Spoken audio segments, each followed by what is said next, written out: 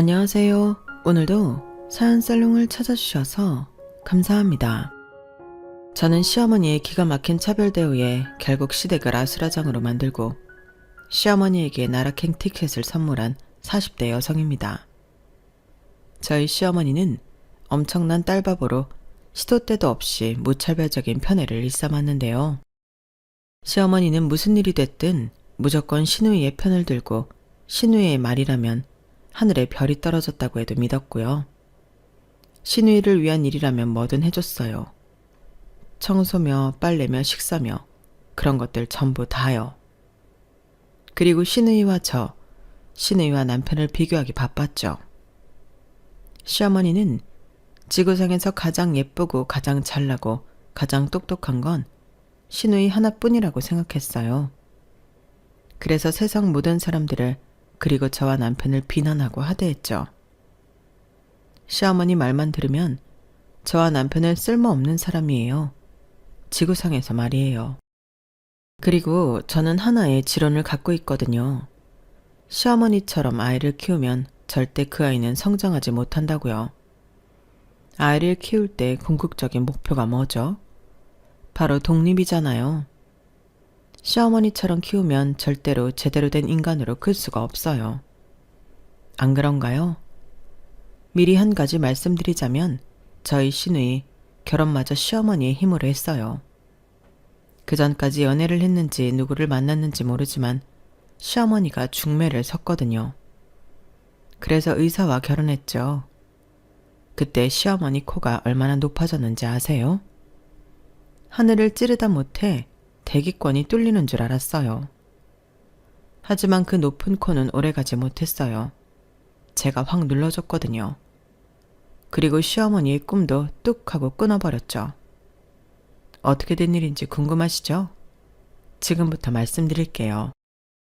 결혼을 꼭 하고 싶었던 저는 늦었다면 늦고 적당하다면 적당한 30에 결혼을 하게 되어요. 상대는 같은 종이회사를 다니는 사람이었어요.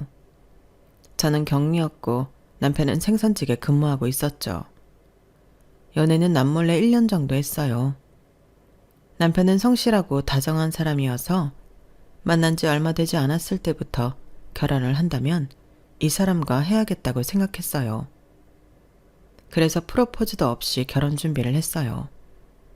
그런데 상견례 때부터 삐그덕거리더라고요. 한마디로 말하면 저희 친정과 시댁의 수준 차이가 났어요. 저희 아버지는 오랫동안 보일러 회사에 다니면서 보일러를 설치하고 수리하는 일을 했어요.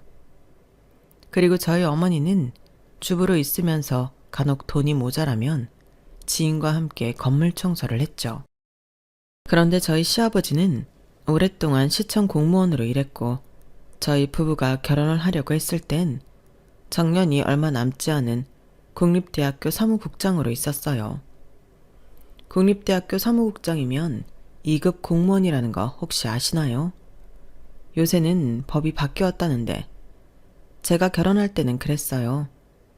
그리고 시어머니는 시어머니의 본가가 대대로 크게 고추 농사를 지어서 거기서 일을 도와주고 있었어요. 하는 말이 고추를 키우는 비닐하우스가 5채나 있는데 당신 어머니가 돌아가시면 다 당신 땅이라고 하더라고요. 저는 제 결혼이 이렇게 차이가 날 거란 생각은 안 했어요. 왜냐하면 남편은 제가 다니는 공장 생산직에서 근무하고 있잖아요. 그러니 형편도 집안도 저와 비슷할 거라고 생각한 거예요. 그런데 이렇게 차이가 날 줄이야. 저는 너무 놀랐어요. 더구나 시부모님은 저희 남매의 직업도 꼬치꼬치 물었죠. 저희 남매는 오빠, 언니, 저로 오빠는 저와 같은 종이공장의 생산직으로 근무하고 있어요. 그리고 언니는 24세 어린 나이에 결혼해 주부로 살고 있고 굳이 무슨 일을 하는지 꼽자면 마트에서 파트타임으로 아르바이트를 하고 있죠. 시부모님은 저희 형부에게도 무슨 일을 하는지 물었어요. 저희 형부는 타이어 공장에서 타이어를 만드는 일을 하고 있다고 말했죠. 다 공장에서 일하고 있네요. 몸 쓰는 일이죠. 대학 졸업장 필요 없는. 우리 딸은 명문대 박사까지 졸업했어요. 영문학과요. 영어로 된 책을 술술 읽는답니다. 얘가 저를 닮아서 책을 참 좋아해요. 집에서 손에 놓지를 않죠. 아, 그렇습니까? 사돈처녀가 공부를 참 잘했나 봅니다. 그럼요. 그걸 다 말하려면 입이 아프죠. 어릴 때부터 영어를 좋아하고 잘했어요. 초등학교 5학년 때부터 영어로 일기를 썼다니까요. 토크감도 그렇고요. 그래서 제가 알아보지도 못하고. 아, 그렇다고 제가 막 열어보고 그러는 사람은 아니에요. 어린애들도 사생활이라는 게 있잖아요. 저희가 애를 존중하면서 키웠거든요. 그러니 공부 더 하고 싶다고 하니까 박사까지 서포트 해주지. 안 그래요? 아, 사돈어른께서 참 대단하십니다. 요즘 세상에 대학 한번 보내기도 어려운데 박사까지 보내시고 대단하십니다. 그러게, 왜 사돈어른은 대학을 안 보내셨어요? 지금 아드님도 안 보내신 거죠? 셋 중 아무도? 어쩌면 좋아. 그래도 한 명은 보내셨어야죠. 그거 이야기는 안 해도 평생 가슴속에 맺힐 텐데 영 보낼 형편이 아니었나 봐요. 안 보낸 게 아니라 못 보낸 거네요. 어머머, 참. 이렇게 집안끼리 차이 나는 거 난 좀 그렇던데. 돈도 그렇고 학벌도 그렇고. 안 그래요, 당신은? 시아버지는 긍정하는 듯 아무 말도 안 했어요. 그리고 저는 이상했어요. 제가 알기로 저희 남편은 대졸이 아니거든요. 2급 공무원이나 되어서 돈이 없어 아들 대학을 안 보냈을 리 없고 저희 남편이 뜻이 없었나? 그래도 저렇게 학벌주의면 억지로라도 보내지 않나? 사람을 앞에 놓고 이러면 안 된다, 저러면 안 된다, 돈이 없어서 못 보낸 거냐 할 정도면 억지로라도 보냈어야 하는 거 아닌가? 이런 생각이 들었어요. 설마 대학을 못 갈 정도로 공부를 못한 아들이 부끄러워서 억지로 박사까지 딴 딸 이야기를 하는 건가 싶기도 했죠. 그만큼 시어머니는 시누이 이야기만, 그것도 자랑만 늘어놓았어요. 남편에 대한 이야기는 일절하지 않았죠. 그 어떤 이야기도요. 남편이 거의 투명인간 같았어요. 그리고 저에겐 얌전히 앉아 밥을 먹는 시누이가 눈에 들어왔어요. 명품 원피스를 입고 있는 시누이는 시어머니의 자랑이 전혀 부담스럽지 않은 듯 보였어요. 그리고 시어머니는 시누이 자랑을 멈추지 못했죠. 초등학교 때 우리 딸이 전교에서 키가 제일 컸어요. 여자 중에요. 지금 173cm 정도 되어요. 지 오빠랑 비슷하죠. 거기다 얼굴까지 예쁘니 눈에 안 띌 수가 없었어요. 보시다시피 저희 딸이 저를 완전 빼다 박아서 기획사에서 명함도 받고 정말 곤란했다니까요. 다행히 얘가 공부를 잘해서 공부 쪽으로 지원해준 거죠. 그치, 우리 딸. 시어머니는 저희 부부의 결혼 따위는 관심이 없는 듯 보였어요. 그리고 그걸 저희 가족도 느끼고 있었죠. 저는 남편에게 눈치를 줬는데 남편도 이상한 점을 느끼지 못하는 것 같았어요. 저희는 얘가 원하는 건 뭐든 해줬어요. 그런 부분에선 해프다고 해도 맞죠. 그런데 요즘에도 꼭 그런 사람들이 있더라고요.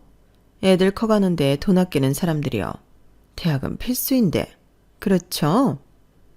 아, 예, 그건 제가 깊이 새겨 듣겠습니다. 아무래도 혼자 벌어 애들 새 키우는 게 여간 힘든 일이 아니어서요. 그리고 제가 부족해 여유가 많이 없었습니다. 그런데도 저희 딸 바르고 성실하게 컸어요. 잔재주 부리지 않고요. 그러니 아무쪼록 예쁘게 봐주십시오. 저희 아버지가 그렇게 말하자 시어머니는 그제서 상견례라는 것을 깨달은 것 같았어요. 그 이후로 저희는 상견례답게 결혼 날짜나 웨딩홀이나 하객 인원과 같은 결혼식 준비에 대한 상의를 했어요. 저는 어른들과 상의를 하면서 자꾸 시어머니를 봤어요. 눈이 그쪽으로 가더라고요. 왜냐하면 시누이 자랑 시간이 끝나자 시어머니는 흥미를 잃은 듯 계속 딴짓만 했거든요. 옆에 앉은 시누이와 속닥속닥 이야기하며 낄낄 웃기도 하고요. 그게 너무 눈에 띄었어요. 그리고 그건 저뿐만이 아니라 저희 가족도 느낀 것 같았고요. 저 어머님, 대략적으로 몇 분 오시는지 아세요? 아버님은 대충 말해주셨는데 어머님도 말씀해 주셔야 뷔페 식사도 예약하고 웨딩홀 크기도 정할 수 있어서요. 그리고 답례품도 수량 맞춰야 해서. 어머님. 시어머니는 듣는 둥 마는 둥 했어요. 그래서 저는 시어머니가 관심을 가질 혼수 이야기도 했어요. 어머님, 혼수는 어떻게 할까요? 생각해둔 거 있으세요? 저희가 최대한 맞출 수 있으면 맞춰볼게요. 생각해둔 거 없다. 혼수든 뭐든. 너희 결혼식에 몇 명이 오는 줄도 난 몰라. 네 시아버지 손님이 다다. 에이, 저희가 부담 가지실까봐 그러는 거예요. 혼수도 그렇고 손님들도 많이 오셔도 괜찮으니까 말씀해보세요. 아니, 생각해둔 거 없다. 무슨 대단한 결혼식이라고 사람을 그렇게 부르니? 너희 시아버지 나 포함해서 50명도 안 올 거니까 그렇게 알아라. 그리고 혼수도 됐어. 뭐 얼마나 대단한 걸 받겠다고. 우린 기대도 안 하니까 부담 갖지 말아라. 더 물어보지도 말고. 더 이상 결혼식에 대해서는 상의할 것도 없다. 너희가 다 알아서 해라. 한복도 전에 조카 결혼식 때문에 맞춰놓은 게 있으니까 따로 살 필요 없고. 너희 시아버지도 그때 맞춰둔 정장이 있다. 다른 건 모르겠고 한복 불편하니 결혼식은 웬만해서 빨리 끝내거라. 아, 우리 유리 정장은 한 벌 맞춰주렴. 너희가 그렇게 뭘 해주고 싶어하니 샤넬로다가 정장 한 벌 맞춰줘. 그리고 촛불 점화 같은 거 나 시키지 말아라. 내가 무대 공포증이 있어서 그건 좀 그렇다. 사돈어른도 굳이 안 하셔도 되겠죠? 정말 안 하셔도 되겠어요? 그게 결혼식 첫 시작인데. 말했잖니? 내가 무대 공포증이 있다고. 사돈어른 양해 좀 부탁드립니다. 그리고 거기 애들 2명 있잖니? 화동이라도 시켜라. 그리고 식사는 안 하고 갈 거니까 그렇게 알아라. 식사를요? 그래도 식사하고 가시지. 결혼식 뷔페 하도 많이 먹어서 물린다. 너희 시아버지 따라 간 결혼식만 1년에 몇 번인 줄 아니? 우리끼리 나가서 알아서 먹을 테니까 신경 쓰지 마. 이제 이야기 끝났지? 사돈어른 식사 잘했습니다. 먼저 일어나 보겠습니다. 어머님, 그렇게 결혼식 많이 가셨는데 아깝지 않으세요? 저희가 축의금 다 챙겨 드릴게요. 아이 참, 얘가 정말 됐다니까 그러네. 그리고 그 축의금 저도 안 받으니까 너희들 다 해라. 얘도 좀 데려가고. 그렇게 말하고 시어머니는 먼저 일어나 신우의 손을 잡고 식당을 나갔어요. 그리고 남은 시아버지가 대신 사과했죠. 올해 키운 아들 장가간다니 서운해서 그러는 겁니다. 오해는 마십시오. 그리고 새아가야, 인원수는 내가 문자를 주마. 정장이랑 한복, 혼수는 너희 시어머니 말대로 하면 되겠구나.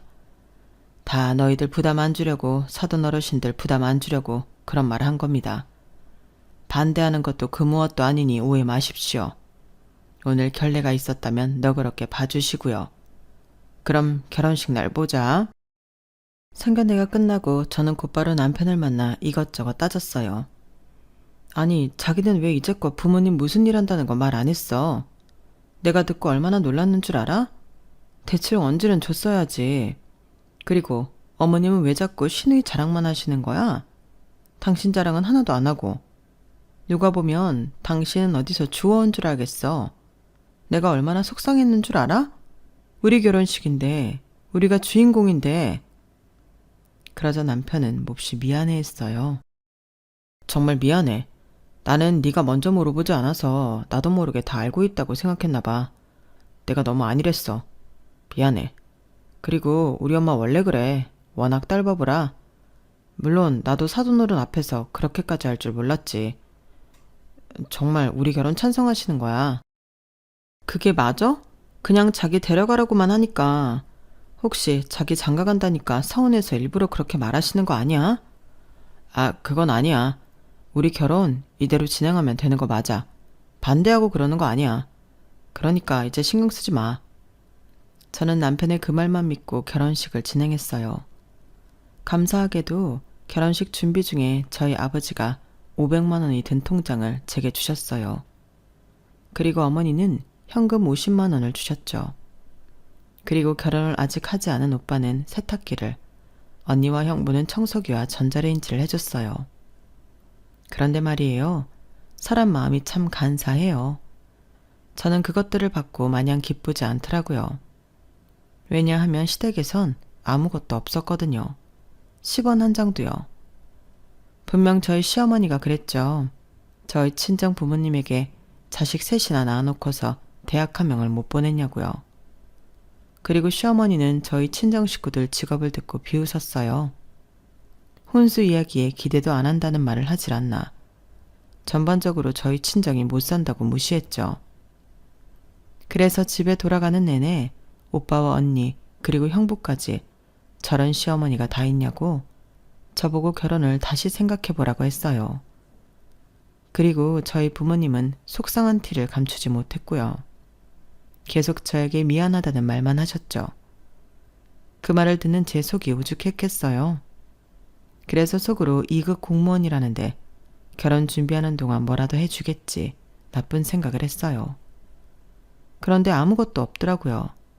고생한다는 전화 한 통도 없었어요.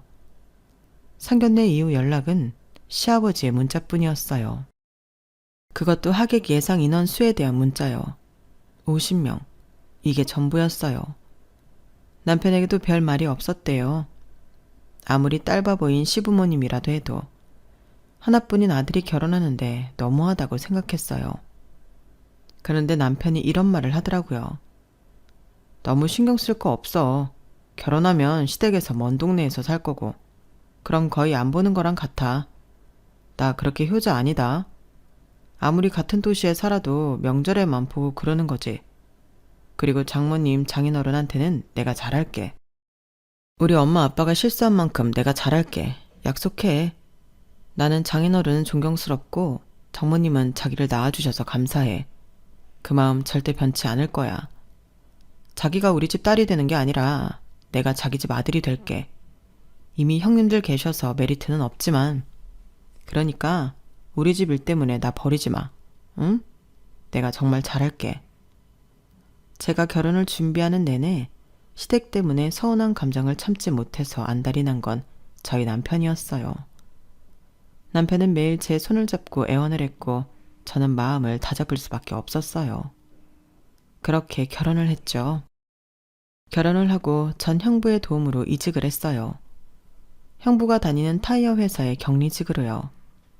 아무래도 같은 회사에서 부부가 다니는 건 불편할 것 같더라고요. 그래서 큰 마음을 큰 용기를 내어 이직을 했어요.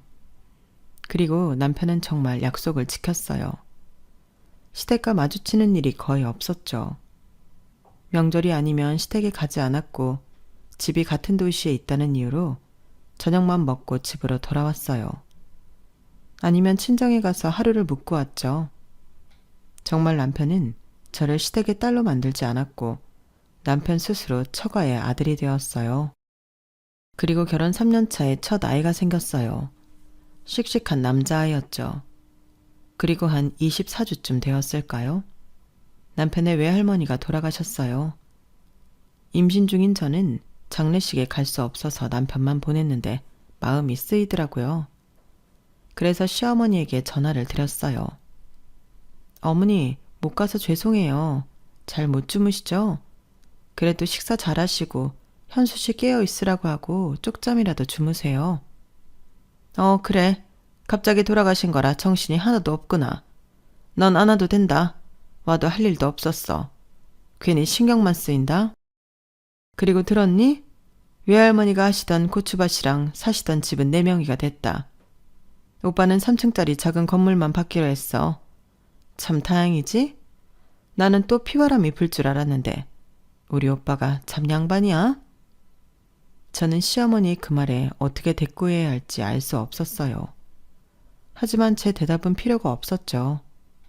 시어머니는 자꾸 고추밭과 단독주택이 자기 땅이 되었다는 이야기를 했어요. 그러더니 이런 말을 하더라고요.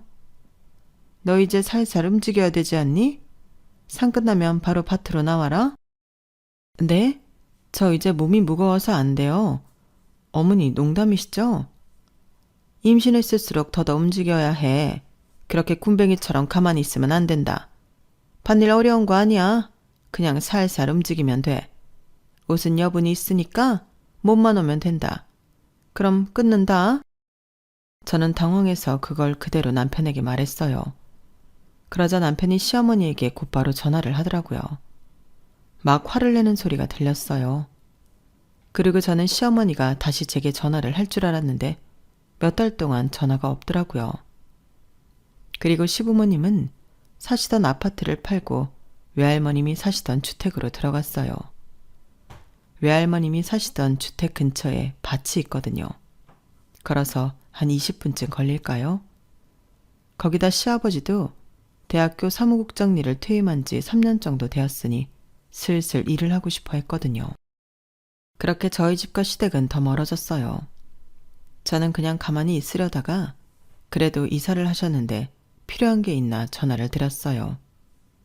어머님, 이사 잘하셨어요? 혹시 뭐 필요한 거 있으세요? 너는 참 잘도 전화를 건다. 무슨 낯짝으로 전화를 걸어? 지난번에 고추일 도우라고 했다고 그걸 촉새처럼 현수한테 일러 바쳤지. 내가 걔한테 처음으로 큰 소리 듣고 심장이 덜컥 내려앉았다. 너 때문에 내가 아들한테 이런 소리도 듣고. 이게 뭐니? 참, 어머니, 그러게 제가 임신 중이라고 밭일 못 도와드린다고 했잖아요. 저도 현수 씨가 그렇게 화를 낼 줄은 몰랐어요. 죄송해요. 정말 필요한 거 없으세요? 없다. 너 둘째 곧장 가질 거냐? 네 나이 생각하면 그래야 한다마는. 바로 둘째 만들고 그럴 거 아니면 산후조리 한다고 생각하고 밭일 좀 도와. 흙 만지고 이러면 정신건강에도 좋단다. 네? 아가씨는 어쩌고요? 집에 없어요? 너는 걔를 어떻게 시키니? 걔 햇빛 알러지도 있고 벌레도 무서워하고 그래서 안 돼. 그리고 넌 걔가 집에만 있는다고 할 일이 없는 것 같니? 걔가 얼마나 바쁘다고. 그리고 시어머니는 정말 제가 첫 아이를 출산하고 병원에는 안 오시면서 전화로 밭일 도우러 오라고 했어요. 저는 당연히 남편을 앞세우며 안 갔죠. 그런데 저희 시어머니 끈기가 대단하더라고요. 제가 연년생으로 딸을 하나 낳았는데 그때도 똑같이 그랬어요. 시어머니가 그럴 때마다 저는 시누이를 언급했어요. 아가씨는요, 아가씨 집에 없어요? 정 손이 급하시면 아가씨한테 도와달라고 하면 되잖아요. 제가 그러면 시어머니도 전과 똑같이 말했죠. 여름에 반팔이며 민소매며 잘만 입고 돌아다니는 시누이한테 햇빛 알러지가 있다느니, 모기를 때려잡는 시누이가 벌레를 무서워한다느니, 공부만 하던 애라 손이 야무지지 못하다느니 그런 핑계를 댔죠. 그러다가 시어머니 언성이 높아지면서 전화는 끊어졌어요. 저는 시누이 괴롭히는 못된 새언니 취급을 하더니 시누이가 자기 나름 공부하고 연구하느라 바쁜데 제가 못살게 군다고 그랬죠. 그런데 저희 시누이 좀 이상한 게 아니에요. 시어머니의 자랑 때문에 저희 시누이가 박사학위까지 딴 건 다들 아시죠? 그런데 듣고 본 것에 의하면 저희 시누이 한 번도 직장을 가진 적이 없어요. 아르바이트도 해본 적 없고요. 시어머니는 시누이가 집에서 공부하고 연구하고 있다고 하지만 사실 집에서 놀고 있는 거예요. 제가 전에 시누이를 보고 집에서 놀고 있지 않냐고 그런 적이 있었거든요. 그러니까 우리 시어머니 화들짝 놀라는 거예요. 네가 뭔데 그런 소리를 하냐? 우리 유리 박사까지 따내다. 지금 밖에서 직장 구하려면 뭐든지 할 수 있어. 얘가 뜻이 있어서 안 하는 거지. 그러니까 함부로 이야기하지 말아라. 유리야, 네 새언니가 가방줄이 짧아서 뭘 몰라서 그런 이야기 하는 거니까 너무 마음에 담아두지 말아라. 응? 어서 들어가. 방에 들어가서 네 할 거 해라. 그러면서 시누이를 감싸기 바빴죠. 물론 시누이가 그렇다고 방탕하게 돈을 쓰고 밖에서 놀고 그런 건 아니에요. 제가 시댁에 가면 시누이는 늘 방에 있어요. 남편 말 들어보면 친구도 별로 없고 만나지도 않는다는 것 같더라고요. 그러니까 시어머니 말대로 공부를 하는 것일 수도 있죠. 나름 연구를 하는 것일 수도 있고요. 하지만 백날 방 안에 들어박혀 공부만 연구만 하면 뭐해요? 아직도 청소며 빨래며 식사며 다 시어머니가 해주는데요. 아마 세탁기 돌리는 법도 그 나이 먹고 모를걸요? 전 그렇게 생각해요. 사람이라면 적어도 1인분의 삶을 해나가야 한다고요. 그와 같은 맥락으로 부모의 도리는 아이를 건강하고 독립적으로 키우는 것이라고 생각하고요. 그런 의미에서 시어머니는 실격이고 시누이도 실격이죠. 그런데 이 두 사람은 이걸 전혀 몰라요. 매번 시댁에 가면 똑같은 레파토리예요. 우리 딸은 날 닮아서 예쁘고 키도 크고 공부도 잘하고 우리 집안의 귀한 박사 아니니 박사. 영어는 또 얼마나 잘해. 요즘 시대에 영어 못하면 안 된다지만 우리 애는 박사라고. 박사. 차원이 다르지. 다들 우리 딸 공부를 어떻게 시켰냐고 어떻게 박사를 만들었냐고 물어보고 난리야. 그런데 있잖니? 나는 한 게 아무것도 없다. 날 닮아 알아서 컸지. 그래요. 아가씨, 매일 미국 뉴스 본다며. 요새 뜨는 이슈가 뭐야? 아, 그건 좀 복잡한 문제라. 어차피 언니 말해줘도 모르잖아요. 그래. 어차피 말해줘도 모르는데 뭘 물어. 고학력자가 아니면 이해를 못한다니까. 세계적인 일은 말이야. 더구나 너희처럼 공장에서 일하는 애들이 세계적인 이슈를 알아서 뭐하니? 우리 유리처럼 고학력자, 그러니까 세계를 바꿀 인재만 알면 되는 거야. 그렇지? 아, 그래도 세탁기 하나 못 돌리는 고학력자보단 공장쟁이가 낫죠. 뭐? 세탁기? 아니, 너 말을 왜 그렇게 하니? 네가 고학력자가 아니어서 그러는 건데 고학력자가 되면 굳이 세탁기를 자기 손으로 돌릴 필요가 없어. 사람 쓰면 되는데 그런 걸 뭐하러 하니? 그래서 어머님이 다 해주시는 거예요? 그래, 우리 딸은 귀하디 귀해서 손에 물 한 방울 묻히기 싫어서 해주는 거다.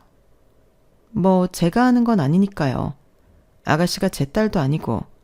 그런데 아가씨, 정말 일 안 구할 거야? 이제 곧 40이야. 그때 되면 경력직도 이직 잘 안 돼. 내가 정말 걱정되어서 그래. 고학력자고 박사까지 딴 거 알겠는데 솔직히 일 안 하면 그 학력도 도루묵 아니야? 박사까지 딴 거 아깝잖아. 너 자꾸 그럴래? 네가 뭐라고 자꾸 우리 딸한테 이래라 저래라야. 우리 딸이 큰 뜻이 있어서 그래. 너 언젠가 이 말한 거 후회할 거야. 늘 이런 식이었죠. 그리고 저는 나중에 시어머니가 말한 큰 뜻이 뭔지 알게 되었어요. 그 뒤로 얼마 안 있다가 시어머니가 중대 발표를 했죠. 바로 시누이의 결혼 소식이었어요. 갑자기 저희 가족을 불러 모으더니 시누이가 결혼을 한다는 거예요. 우리 유리가 곧 결혼을 하게 되었어. 상대가 누군 줄 아니? 바로 성형외과 의사란다. 성형외과 의사들이 얼굴 엄청 보는 거 알지? 그 남자가 우리 유리 얼굴 보자마자 반했다는 거야. 저희 시어머니가 고추 농사를 물려받아 한다고 했잖아요. 그 옆에서 또 고추 농사를 하는 분이 있는데 그 지인분이 그분한테 어디 좋은 신부감 없냐고 물어봤다나 봐요. 그 이야기를 듣고 저희 시어머니가 시누이를 강력 추천했어요. 또 가서 시누이 자랑을 엄청 했겠죠. 게다가 저희 시부모님이 배경이 나쁘지 않잖아요. 시아버지는 이국 공무원으로 퇴임했지 시어머니는 크게 고추 농사를 하지. 그래서 소개팅이 성사되었나 봐요. 그리고 소개팅도 나쁘지 않게 끝나서 어른들끼리 곧바로 날짜를 잡은 거였어요. 시어머니가 시누이 결혼에 신이 나서 강강술래를 추더라고요. 정말 우스웠어요. 아가씨, 정말 결혼하는 거야? 축하해. 그런데 정말 괜찮은 거 맞지? 저는 걱정 반, 알 수 없이 밀려오는 시기 반으로 시누이에게 물어봤어요. 그러니까 시누이가 말없이 고개만 끄덕이더라고요. 그렇게 시누이의 결혼은 빠른 속도로 진행되었어요. 한 달 만에 웨딩홀을 잡고 청첩장을 돌렸죠. 웨딩홀이 저희 부부가 결혼한 웨딩홀보다 2배는 더 컸어요. 어머님, 너무 큰 거 아니에요? 비어 보이면 오히려 더 안 좋아요. 어머머, 비긴 왜 비어? 내가 아는 사람 총동원해서 부를 건데. 왜? 니네 결혼식이랑 차이 나서 배 아프니? 그런데 그건 내 탓이 아니다. 다 균형이라는 게 있는 거야. 너희 결혼식은 우리가 너희 집 수준에 맞춰서 그렇게 된 거지. 지금은 수준이 딱 맞는 거고. 아니면 백수 시누이 부잣집에 결혼한다니 배 아파? 내가 말했지? 너 후회할 거라고. 진즉 잘했어야지. 그리고 시어머니는 저희 부부 결혼식과는 다르게 자기 결혼식인 것처럼 신나서 이것저것 참견했어요. 신우이 웨딩드레스를 보러 가는 건 물론이고요. 부케까지 같이 보러 갔더라고요. 얼떨결에 저도 몇 군데 같이 갔네요.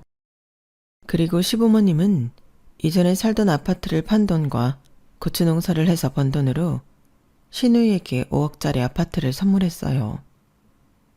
시어머니는 그걸 저희 부부에게 숨길 생각이 없어 보였죠. 대놓고 이야기하더라고요. 그래서 저는 엄청 서운했어요. 저는 땡전 한 푼 안 받고 결혼했는데 신우이는 아파트, 그것도 5억짜리 아파트를 받았으니까요.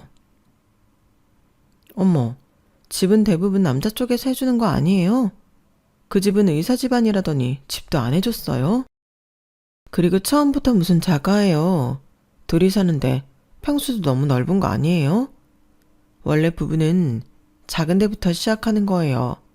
그래야 키워가는 재미로 살죠. 어머님도 저희한테 그렇게 말했으면서. 그래서 저희는 전세로 시작했는데. 어머, 얘 좀 봐. 너랑 유리랑 같니? 원래는 남자 쪽에서 집을 해주는 게 맞지만 우리 유리는 지금 의사 집안에 시집가는 거야. 나중에 받을 게 얼마나 많은데. 그래서 우리가 좀 잘 봐주십사 집 해주는 거고. 너한테는 우리가 잘 보일 게 없는데 왜 해주니? 안 그래? 생각을 해봐라. 아버지는 보일러 공사해, 형제들은 하나같이 공장에서 일해. 그런데 우리가 뭐 잘 보일 게 있어서 아파트를 해줘? 해줘야 하는 사람은 너희 집 아니니? 아, 너 말 잘 꺼냈다. 사실 미래를 생각하면 5억도 부족한데 너도 1억 보태라. 그러면서 오히려 저에게 1억을 보태라는 거예요. 참, 아가씨는 좋겠네요. 자기 결혼한다고 집에서 5억짜리 아파트도 해주고. 비닐하우스 5채나 있는 고추밭 딸이라 대우가 다르네. 우리 신랑이랑 제가 늦게 결혼했어야 했네요. 그렇게 아쉬워할 것 없다. 니네가 결혼한 거랑 내가 고추 농사를 하는 거랑 하등 상관없으니까. 너 무식해서 그런지 말귀를 못 알아듣는구나. 내가 아까도 말했지. 나중에 받을 게 있어서 해주는 거라고. 말 그대로 투자지, 투자. 그러니까 너도 투자한다고 생각해. 왜? 나중에 우리 유리 신랑이 보톡스나 레이저나 공짜로 해줄 수도 있잖냐. 참, 어머니도 아가씨한테 그러다 간이고 쓸개고 다 주시겠어요. 그럼 못할 것도 없지. 결국 의사 남편 만나 결혼했으니 이 밭도 이 땅도 다 주려무나. 네? 아들한테는 안 주고요? 아니, 반반 나누지도 않고요? 농담이시죠? 요새 누가 딸한테 다 줘요. 요새가 어떻든 나는 별로 신경 안 쓴다. 너도 낳아봐서 알잖냐. 배 아파 낳은 자식 안 예쁘냐? 현수 씨는 뭐 배 아파서 안 낳으셨어요? 무슨 그런 말씀이 있어요. 그 이야기 들으면 현수 씨 서운하겠어요. 글쎄, 난 모른다. 그러니 넌 볼 생각 마. 저는 그 말을 듣고 너무 어이가 없어서 집으로 가 남편에게 하소연을 했어요. 하소연을 하다 보니 눈물도 나더군요. 제 말을 들은 남편은 한동안 가만히 있었어요. 그리고 저는 남편의 입에서 아주 놀라운 소식을 듣게 되었죠. 우리 엄마가 그러는 거 자기 잘못 아무것도 없어. 다 내 잘못이야. 무슨 소리야. 이게 뭐 어디가 자기 잘못이야. 당신이 대학을 안 가서 그래? 아니, 그것 때문이면 너무 어처구니 없지. 자기가 대학을 왜 안 갔는지 안 간 건지 못 간 건지 나는 모르지만 그거 잘못한 거 아니야. 고작 그런 거 가지고 차별하는 사람이 잘못한 거지.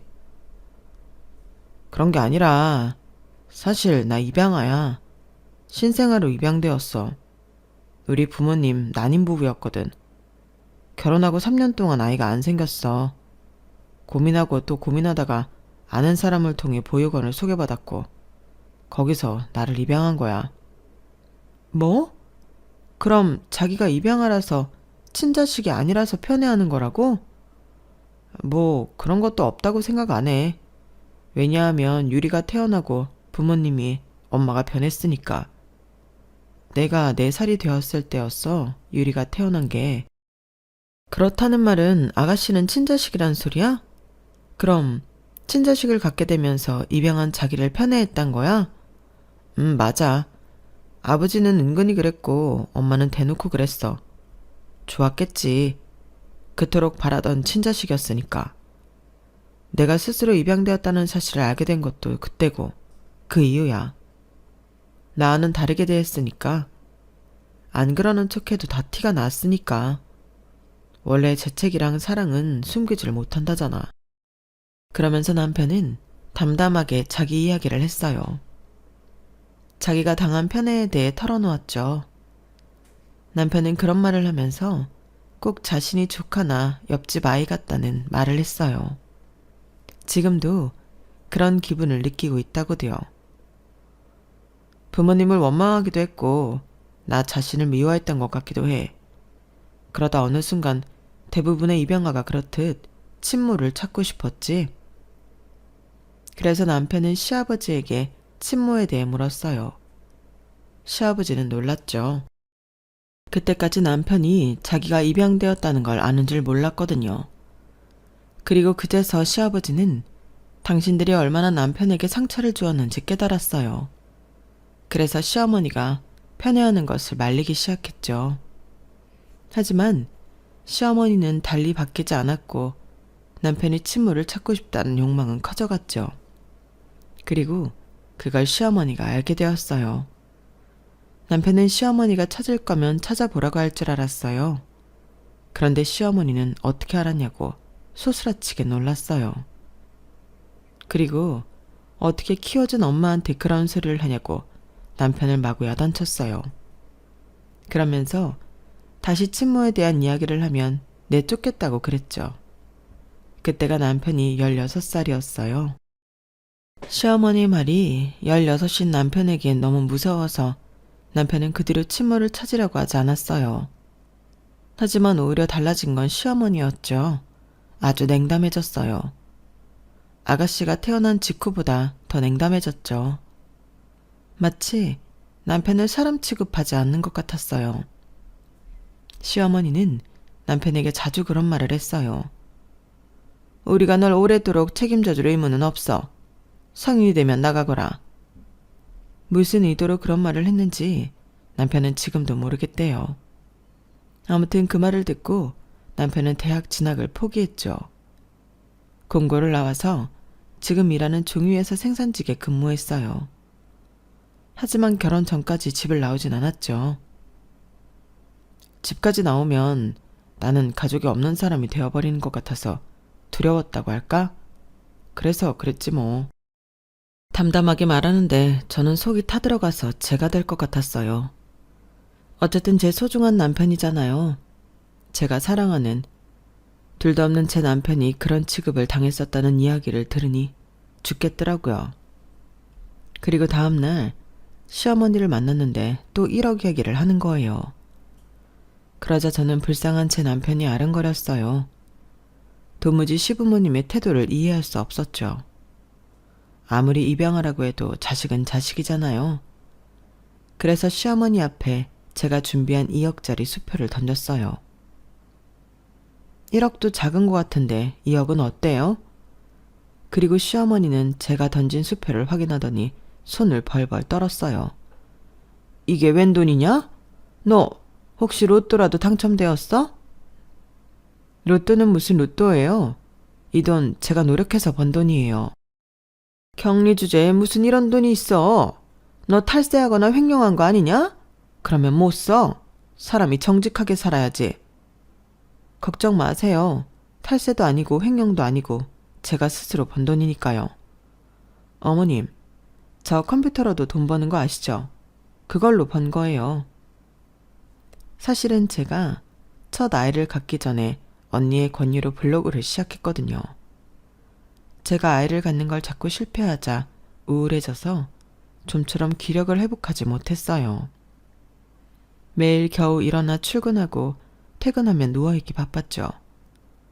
그걸 알고 저희 언니가 블로그에 글을 써보라고 했어요. 너 요리 좋아하잖아. 잘하기도 하고. 나는 너희 집 부엌만 오면 꼭 해외에 온 것 같다니까?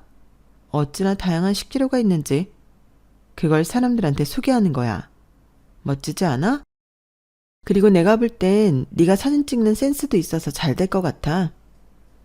아니, 아무리 그래도 내가 어떻게 글을 써. 한 번도 사람들이 보는 글은 써본 적이 없는데 나한테는 무리야. 그래도 생각해줘서 고마워. 어라? 내가 괜히 하는 말이 아니라니까? 글이야 쓰면서 배우는 거지. 너는 근성이 있어서 한다고 하면 무조건 하잖아. 그러니 못할 게 뭐 있어? 그리고 파워블로거 되면 광고도 들어올 거고. 협찬에. 요즘엔 공동구매를 하면서 돈을 번다더라? 그렇게 되면 네 수입에 부수입까지 생기는 건데 얼마나 좋아. 그렇게 저는 언니의 말에 흔들려 블로그를 시작했어요. 그리고 블로그를 시작한 지 3달 만에 파워블로거가 되었죠. 그러니 협찬도 광고도 공구 제안도 들어오더라고요. 저는 블로거 수입으로 벌어들인 돈을 모조리 적금에 쏟아부었어요. 그러니 차곡차곡 쌓여 억 단위의 돈이 되더라고요. 그리고 그 돈이 이런 식으로 쓰일지 몰랐지만 저는 처음부터 2억을 시어머니에게 줄 생각이 없었어요. 단지 시어머니를 농락하고 열받게 하기 위해 2억이라는 수단을 쓴 것뿐이에요. 집에서 프린트해 만든 거죠. 그런데 저희 시어머니 평생 살면서 수표 한 번 못 봤는지 그대로 속더라고요. 2억 수표를 들고 방방 뛰어다녔어요. 아, 그런데 어머니, 제가 드릴 말씀이 있는데요. 먼저 이것 좀 보시고 춤을 맞아 추실래요? 그래, 뭐니? 이거 좀 봐주실래요? 제가 시어머니의 비밀을 알아냈어요. 비밀? 그리고 저는 또 한 장의 서류를 시어머니의 얼굴에 던졌죠. 그건 바로 친양자 입양관계 증명서였어요. 어머님이 분명 그러셨죠? 고추밭이며 이 집이며 다 아가씨 명의로 남기고 돌아가실 거라고. 이유는 저희 남편이 입양된 애라서. 너 그걸 어떻게 알았어? 이 현수 이 자식이 실토했구나. 걔는 이게 무슨 좋은 일이라고? 아니죠. 입양은 선행이죠. 물론 어머님처럼 키우면 말이 달라지지만요. 전 어머님, 제 남편 이야기 듣고 얼마나 화가 났는지 몰라요. 아주 어려서부터 차별대우 하셨더라고요. 다 말해서 따지게도 입 아플 정도려. 그런데 생각해보세요. 입양을 결정한 건 저희 남편이 아니라 시부모님 두 분이잖아요. 어른들이 결정해놓고서 왜 엄한 애가, 아무 잘못도 없는 애가 상처를 받아야 하죠? 정말 너무하신 거 아니에요? 그리고 그렇게 편애해놓고 어떻게 입양 사실을 모를 거라고 생각하셨어요? 저 같아도 친엄마 찾으러 나가고 싶었겠어요. 애가 얼마나 외로웠으면 그런 말을 해. 그런 애 앞에 두고 어디 폐륜이라도 저지른 것처럼 쉽게 상처나 주고. 엊그제도 말했죠. 너도 배 아파 낳아봤으니 너도 자식 예쁜 줄 알 거라고요. 내가 그 말을 듣고 쎄했는데 그때 알아차렸어야 했어. 그리고 아는 건 몰라?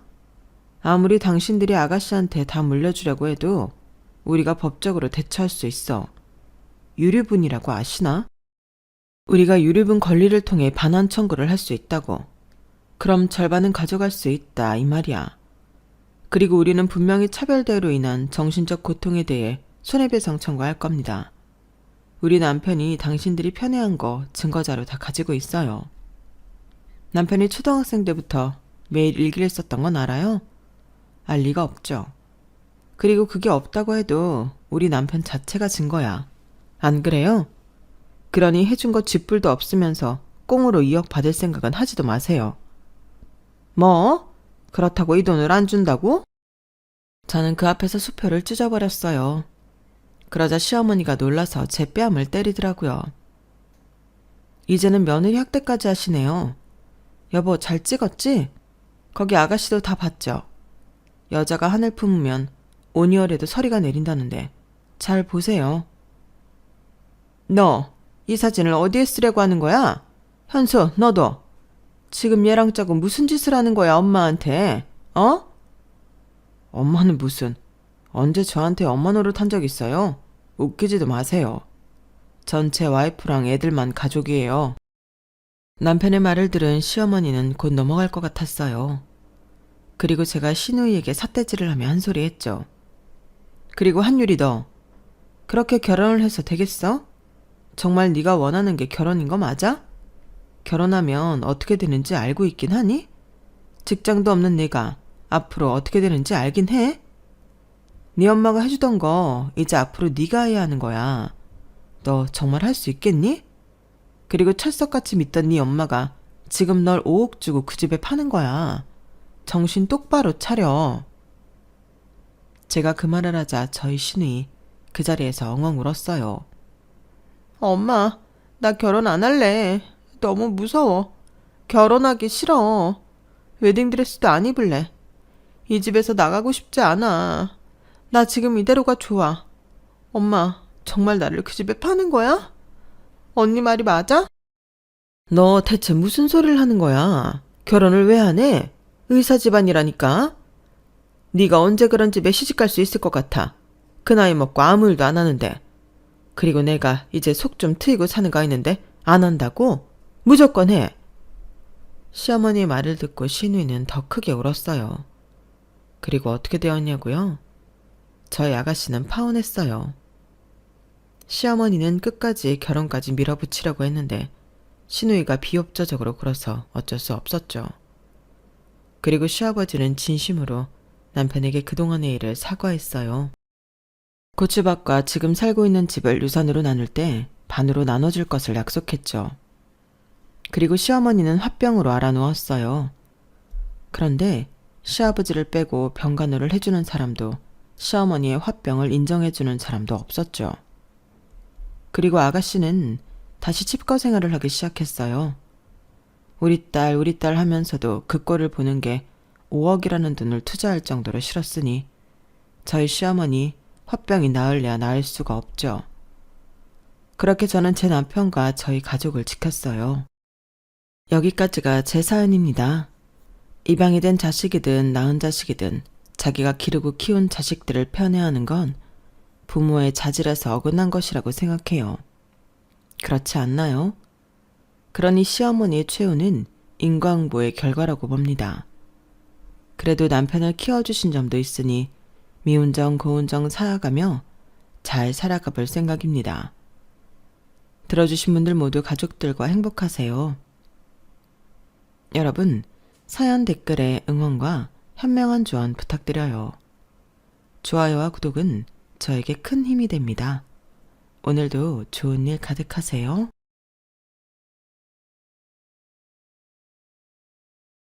안녕하세요. 오늘도 사연 살롱을 찾아주셔서 감사합니다. 저는 5년 전 시어머니와 시동생 때문에 남편과 이혼한 40대 여성입니다. 결혼 생활은 11년 했었고요. 아이는 아들, 딸 이렇게 셋이 있어요.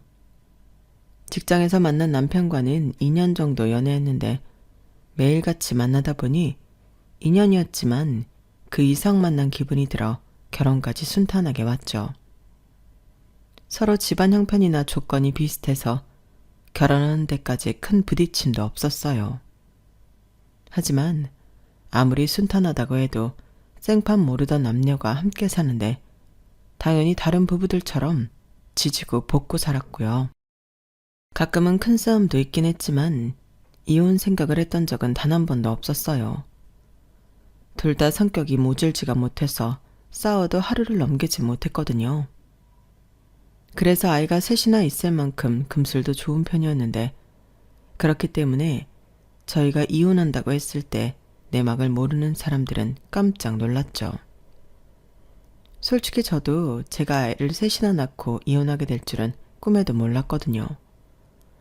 하지만 당신은 이혼 말고는 저와 제 아이들이 제대로 살 수 없는 지경이었는데 아이러니하게도 문제는 제가 오랜 시간 공들여 당첨된 청약 아파트 때문에 시작되었어요. 저희도 처음에 월세부터 시작해 전세살이를 하면서 언젠가는 우리 집을 장만해 우리 5 식구 행복하게 살자는 꿈이 있었는데요. 청약에 당첨되던 날 당장 이사하는 것도 아닌데 그 꿈이 이루어진 것처럼 너무 행복했죠. 당연히 친정시댁 할 것 없이 온 가족이 축하해주며 축제 분위기였어요. 그렇기 때문에 그 아파트가 저에게 골칫거리가 될 거라고는 감히 생각할 수조차 없었는데요. 꼬박 중도금을 다 내고 우리 아파트를 뺏길 위험에 처하니 정말 돌 것 같았어요. 저희가 돈이 많아서 여유롭게 입주일을 기다린 게 아니었거든요. 때로는 친정 부모님에게 손을 벌리기도 하고 또 대출을 받기도 하면서 어렵게 중도금을 내고 버텼는데 그 아파트를 날로 먹으려 하다니 지금 생각해도 아주 분통이 터집니다. 그리고 그 아파트를 탐내는 사람은 다름 아닌 시동생과 예비동서였는데요. 남편에게는, 아니 시댁에게는 애물단지이자 골칫덩어리인 시동생이 있었어요. 남편과는 무려 8살 차이가 났고 저와도 3살 차이가 났었죠.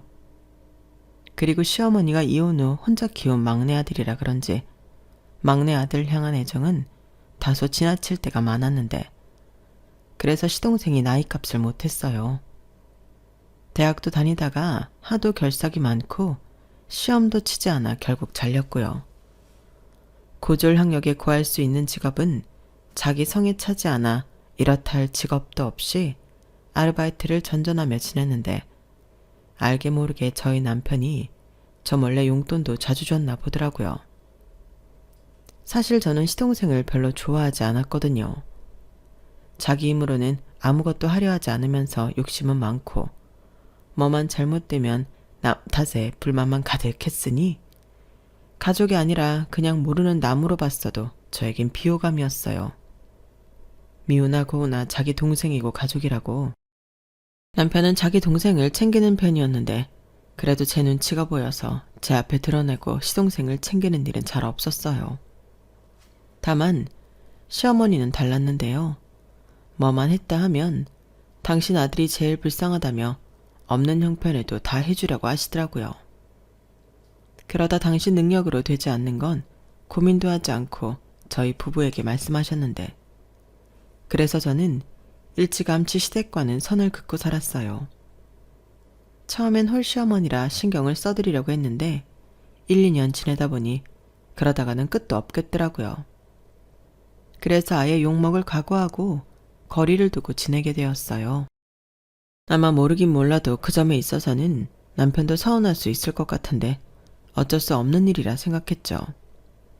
대신 그만큼 남편에게도 처가에 대한 부담을 주지 않으려 제가 중간 역할을 했고 저희 부모님도 100년 손님인 사위 눈치 보는 것보다는 가끔 보는 게 좋다고 하셨어요. 또 가끔 보면 서로 반가우니 잘하려고 하잖아요. 그래서 제 생각엔 이게 낫다 싶었죠. 그런데 사위랑 며느리는 다르다고 제가 아무리 선을 두고 선을 긋고 지냈어도 시어머니는 당신이 아쉽거나 필요할 때는 저에게 갑질 비슷한 말과 행동으로 상처를 주곤 하셨는데요. 그럴 때면 또 남편이 중간 역할을 곧잘 했어요. 그러니까 아이 셋을 낳고 10년 넘게 살았겠죠. 그리고 저는 결정적인 순간일 때 남편은 무조건 저와 아이들 편이라고 믿었는데요. 그게 아니었어요. 저 혼자만 그렇게 생각했더라고요. 남편은 자기 동생에게 급한 일이 생기니 제 편이 아니었는데요. 그때는 내가 여태 누구랑 애를 낳고 살았는지 배신감이 말도 못하게 컸어요. 앞서 말씀드렸다시피 저에게 청약 당첨된 아파트는 단순히 부동산이 아닌 우리 가족과 행복하게 살 수 있는 꿈의 터전이었는데 남편한테는 그저 그 아파트가 값이 잘 오를 것 같은 알짜 부동산으로밖에는 보이지 않았나 봐요. 그리고 그 문제의 시작은 시동생의 혼전 임신이었는데 임신했다는 예비동서의 인상도 저는 퍽 좋지 않았어요. 끼리끼리 논다고 시동생이 딱 지 같은 여자를 데리고 왔더라고요. 그래서 저는 별다른 말도 하지 않고 가만히 있었는데 갑자기 예비동서 입에서 놀라운 소리가 나오기 시작했어요. 어머니, 저는요 아무리 속도 위반 결혼이라도 어느 정도 구색은 맞춰서 결혼하고 싶어요. 제가 연상이기도 하고 보는 눈도 무시 못하니까요. 그야 그렇지. 그건 나도 같은 생각이다. 내가 서운하지 않도록 최선을 다해서 준비해 볼게. 그럼 일단 집은 어떻게 하는 게 좋겠니? 일단은 네가 모은 돈에서 괜찮은 걸로 얻어볼래? 네? 어머니, 그게 무슨 말씀이세요? 집은 당연히 남자가 해와야죠. 저는 종석 씨가 집 해오면 거기 평수에 맞춰서 혼수 채울 거예요. 그게 맞는 거잖아요. 그리고 뱃속에 애까지 있는데 저한테 뭘 바라시면 안 되는 거 아니에요? 막말로 종석 씨가 지금 직업도 없고 저희 집에서는 반대하시거든요. 애도 낳지 말라고 하셔서 제가 정말 힘들어요.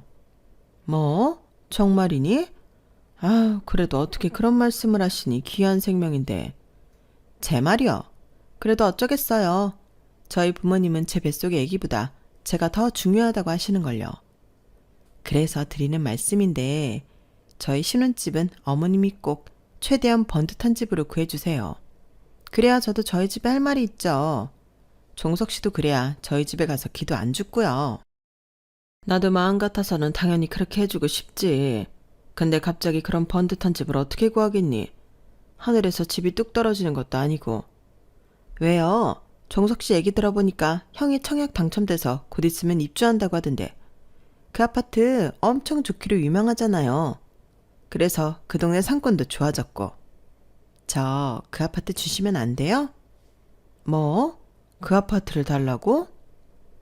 저는 난데없이 튀어나온 저희 아파트 얘기에 깜짝 놀랐어요. 그건 남편도 마찬가지였는데 그때는 생각할 겨를도 없이 제 입에서 먼저 말이 튀어나가더라고요. 잠깐만요. 저기 제가 호칭을 지금은 어떻게 불러야 할지 모르겠는데요. 이건 아니죠. 그 아파트는 우리 거예요. 지금까지 계약금이며 중도금이며 얼마나 힘들게 냈는데 말이 되는 소리를 해야지. 그럼 그 아파트 주면 우리는요? 우리가 지금까지 냈던 계약금이랑 중도금은 누가 보상할 건데요? 이렇게 조금은 화가 난 말투로 말이 나갔는데 당연히 시어머니는 곤란하다는 듯이 얼굴이 붉어지셨고 시동생도 저와 눈을 마주치지 못했어요. 하지만 당당하게 저희 아파트를 달라고 하던 예비동서는 달랐는데요.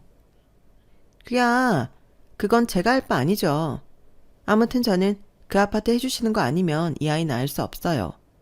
그 정도 아파트라도 받아야 저도 저희 집에 종석 씨랑 결혼한다고 당당하게 얘기할 수 있다고요. 라고 정말 뻔뻔하게 잘 도짓거렸어요. 꼬라지를 보니 처음부터 작정을 하고 왔더라고요. 그리고 제가 어이가 없어서 시동생을 쳐다봤는데 시동생은 죽어라 제 눈만 피했고 저는 답답해서 주방으로 들어가 냉수를 요란스럽게 벌컥벌컥 마셨어요.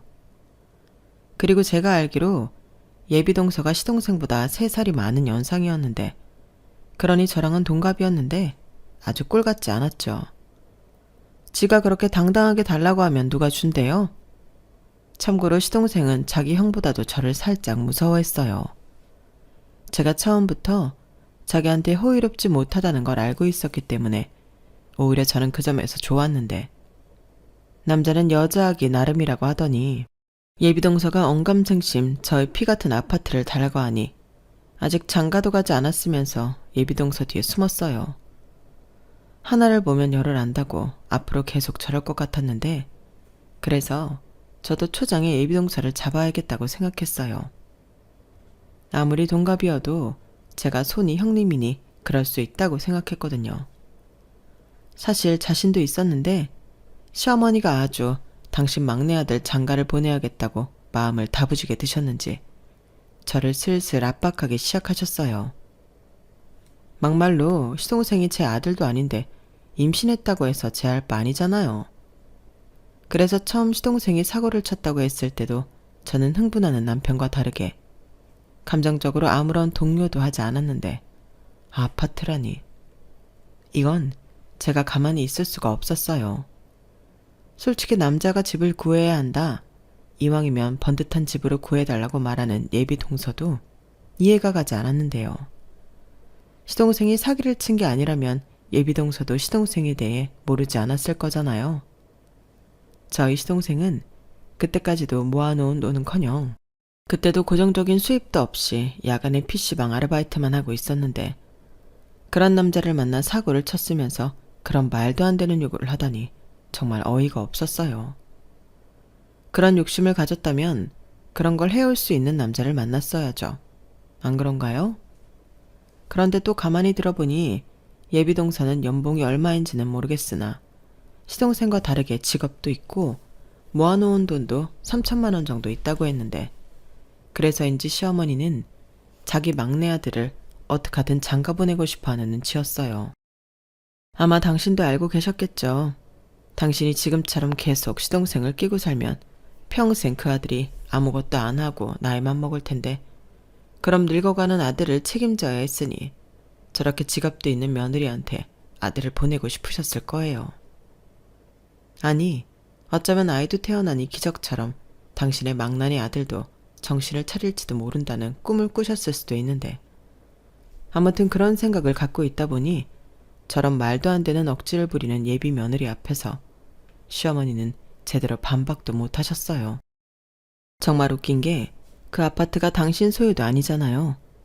그리고 그 아파트 중도금 낼 때 10원 보태주신 것도 없었는데 양심상 저런 말을 들으면 당연히 그 아파트는 자기한테 아무런 권한이 없다고 안 된다고 말을 해야죠. 그런데 시어머니는 저랑 제 남편 눈치만 보고 이렇다 할 말을 하지 않으셨어요. 그리고 그 꿍꿍이가 다 읽혀지다 보니 저는 기분이 정말 나빴는데요. 그때도 당연히 남편과 제가 같은 생각일 거라고 생각했죠. 하지만 그건 제 착각이었어요. 사실 어떤 문제가 있다고 해도 남편만 중심 잘 잡고 저랑 뜻을 같이 했다면 아무 문제가 되지 않을 거였는데 결정적인 순간 남편이 제 등에 칼을 꼽으면서 저희는 건널 수 없는 강을 건너고 말았어요. 아니, 시동생 때문에 이혼을 하는 부부가 어디 있나요? 하지만 남편은 자기 동생이 위한다고 10년 넘게 한 입을 덮고 산 저를 배신했고 신뢰라는 게 한번 깨지니 그 뒤로는 걷잡을 수 없었는데요. 지금 생각해보면 남편은 늘 그랬어요. 지금 당장 먹고 사는데 지장만 없으면 괜찮다고 했었죠. 그래서 아둥바둥 살 필요가 없다며 가끔은 저더러 유난이라고 분위기 깨는 소리를 곧잘 했는데 만약 제가 유난을 떨지 않았다면 그 아파트 청약에 행운도 없었을 거예요. 그때 제가 아무리 생각해도 저희 같은 서민이 부를 축적하려면 부동산밖에는 없을 것 같았거든요. 그래서 제가 발로 뛰고 비싼 돈까지 내며 부동산 강의도 들으며 정보를 모아 아이가 새신점을 적극 이용해 신중에 신중을 기해 조건에 맞춰서 아파트 청약을 넣었던 거였어요. 그렇기 때문에 당첨된 아파트였는데 그때는 또 좋다고 여기저기 자랑하고 난리도 아니었으면서 마누라 덕본 줄은 모르고 상황에 따라 마음을 바꾸니 그 순간은 저에게 모두 적이나 다름없었어요. 다들 제 아파트를 노리는 날강도로밖에는 보이지 않더라고요. 그리고 순순히 뺏길 저도 아니었는데요. 저에게 그 아파트는 제가 우리 아이들에게 해줄 수 있는 최고의 선물 같은 거였어요. 더 좋은 환경을 만들어주고 그 아파트에서 보다 많은 행복을 누리고 싶었는데 사실 그런 거 하자고 힘들게 돈 벌고 고생한 거 아니겠어요? 그래서 힘들어도 더 악착같이 그 아파트만 노리고 청약을 넣었는데 이런 말 씁쓸하지만 그 아파트가 브랜드도 그렇고 위치도 그렇고 너도 나도 되기만 바라고 빌고 비는 그런 아파트였거든요. 그래서 계약금부터 어마어마했는데 그래도 우리의 미래를 위한 투자라고 생각했기에 저는 허리띠는 기꺼운 마음으로 졸라맸어요. 이런 거 하려고 그 힘든 시기에도 맞벌이를 했던 거였기 때문에 저는 더욱 생활비를 줄이고 필요하면 친정의 도움까지 받으며 그 아파트 중도금을 냈거든요. 그렇게 긴 2년여의 시간을 버티다 보니 드디어 완공 시기가 다가오고 있었는데 어디서 난데없이 생판 남이 튀어나와 우리 가족의 아파트를 달라고 하다뇨. 저는 예비동서의 말에 거의 눈이 뒤집혔어요. 그러자 남편은 진정하라며 제 손을 잡았고 시어머니는 제 눈치를 보며 입만 달싹였는데 정작 이 문제를 일으킨 시동생은 이 분위기를 회피하고 싶었는지 핸드폰만 보고 있더군요. 그러자 잠시 후 예비동서를 돌려보낸 시어머니가 제 손을 잡더니 저희 아파트를 2년만 빌려주면 안 되겠냐고 하셨는데요. 일단 시동생 결혼이 급하니 눈 가리고 아웅이라도 해야겠다고 하셨어요. 정말 미치고 팔짝 뛸 노릇이었죠. 니들 지금 사는 집도 전세긴 하지만 나쁘지 않잖아. 거기서 더도 말고 덜도 말고 딱 2년만 더 살아. 그 정도는 가족끼리 해줄 수 있지 않니? 어머니, 말도 안 돼요. 저희가 그 아파트 들어가려고 그동안 얼마나 아끼고 살았는지 아시면서 어떻게 이러세요? 그리고 저희 집주인한테 벌써 이야기 다 했어요. 이제 와서 말 바꾸기 싫고 그러고 싶지도 않아요. 애들도 새 아파트 간다고 지금 얼마나 들떠 있는데요. 그럼 어쩌니? 제가 저렇게 콕 집어서 니네 아파트를 달라고 하는데 그럼 생긴 애를 지으란 소리야? 너 그거 죄야. 그리고 막말로 이런 기회 않으면 우리 종석이가 언제 장가를 가겠어? 나라고 평생 다 큰아들을 끼고 살고 싶겠니? 네가 2년만 기다려주면 모든 게 다 해결이 되는데 그깟 2년을 못 참아? 네, 못 참아요. 아니 참기 싫어요. 왜 저만 희생해야 해요? 그 집 중도금 낸다고 저희 대출도 계속 있었고요. 친정에 빌린 돈도 많아요. 그런데 저더러 그걸 다 감수하고 바보처럼 집을 주라고요. 그리고 보아하니 2년 뒤에 나가라고 하면 나갈 것 같지도 않던데요. 그럼 그때 가서는 또 어쩌시려고요? 그럼 완전 저더러 죽 써서 개주라는 소리잖아요. 너는 말을 해도 어쩜 그렇게 매정하게 하니? 그럼 우리 아들이 개라는 소리야? 너는 맏며느리잖아. 그럼 집안일에 희생할 줄도 알아야지. 안 그러니 장우야? 엄마, 그래도 그건 좀 그렇다. 이 사람이 그동안 고생한 게 있는데 어떻게 그렇게 한순간에 희생을 하라고 해? 뭐야, 그러니까 너는 네 마누라 편이다 이거야? 여기서 왜 편을 나눠? 아직 시간이 있으니까 좀 더 설득해 보자는 거지. 설득하고 자시고 할 것도 없어. 너는 제가 설득한다고 넘어가래로 보이니? 아니면 니들이 평생 우리 종석이 책임지든가.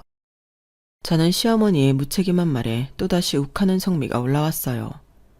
그런데 그때 남편이 저한테 참으라고 혼신을 다해 신호를 보냈고 저는 그때까지는 남편도 저와 같은 생각이라고 믿었기에 가까스로 끓어오르는 화를 누르며 참았는데요. 나중에 그런 남편한테 뒤통수를 맞게 될 줄은 정말이지 몰랐어요. 원래 부부는 한 배를 타는 거라고 하잖아요. 그래서 바보가 아닌 이상 자기도 저와 같은 생각을 할 거라고 믿었는데 남편의 진짜 마음은 제가 생각한 것과는 달랐어요. 명의만 건들지 않으면 당장은 동생이 써도 괜찮지 않냐고 집에 와서 말을 바꾸더라고요. 저는 순간 제가 잘못 들은 줄 알았어요. 저 인간이 미치지 않고서야 어떻게 저런 말을 할 수 있나.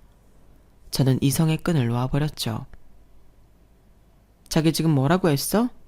명의만 안 건드리면 도련님한테 우리 아파트를 내줘도 된다는 소리야? 뭘 내줘? 빌려주는 거지. 불안하면 계약서도 쓰고 그러면 되잖아. 애까지 생겼다는데 그럼 모른 척하냐? 웃기고 있어. 그 애가 우리한테 뭔데? 자기들이 좋아서 만든 애를 왜 우리가 생각해야 하는 거냐고? 그리고 나라고 당연히 새 집에 들어와 살고 싶지. 새 집 사서 헌 집에 들어가 살라는 거야? 집이야 도배하고 그러면 새 집 되잖아. 뭘 그렇게 까탈스럽게 구냐? 상황에 맞출 수도 있지. 솔직히 그 아파트 다 좋은데 나는 출퇴근 시간이 1시간 정도 늘어나잖아. 애들도 전학 가야 하고. 2년 뒤엔 뭐 전학 안 가?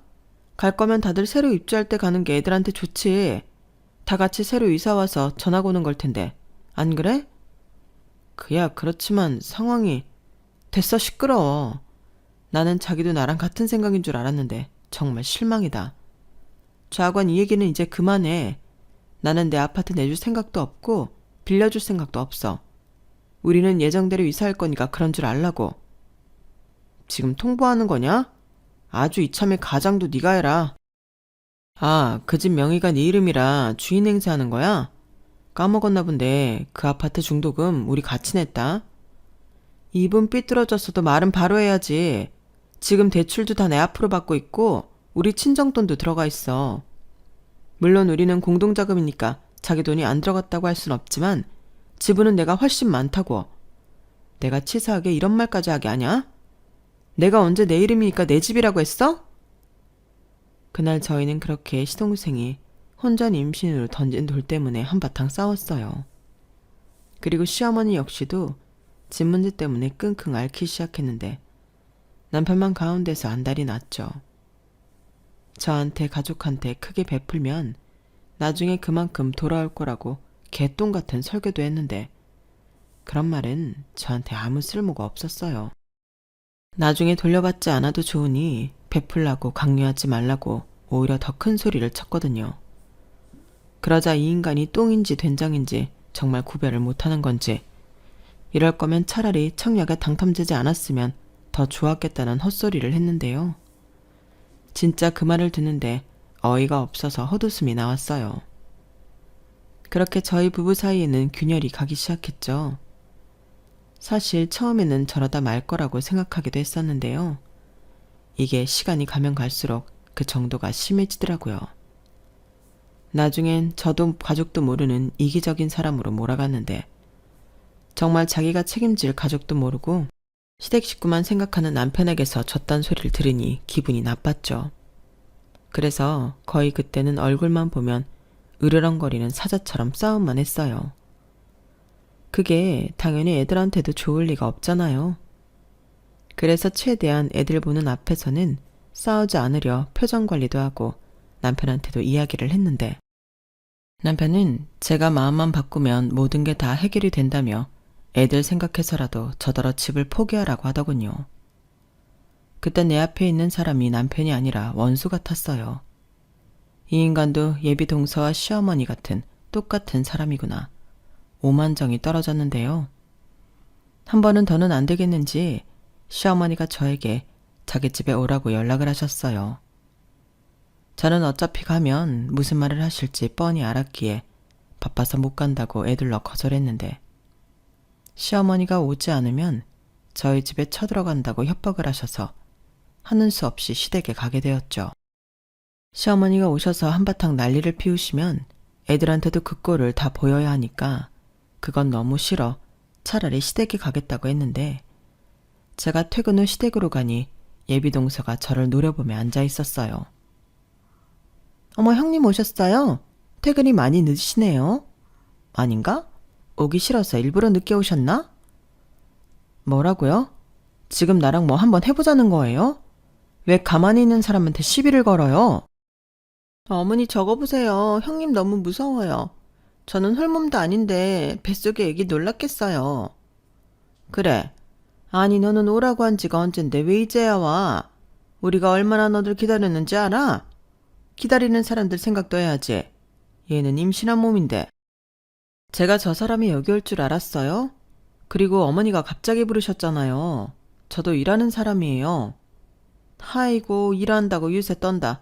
그래 일하느라 바쁜다 여기까지 와줘서 고맙다. 됐냐? 괜히 쓸데없는 감정 낭비는 그만하고 내가 오늘 너더러 여기 오라고 한 이유는 확실하게 얘기를 마무리하고 싶어서야. 내가 아무리 생각해봐도 네 청약 당첨된 아파트는 애들한테 넘기는 게 나을 것 같아.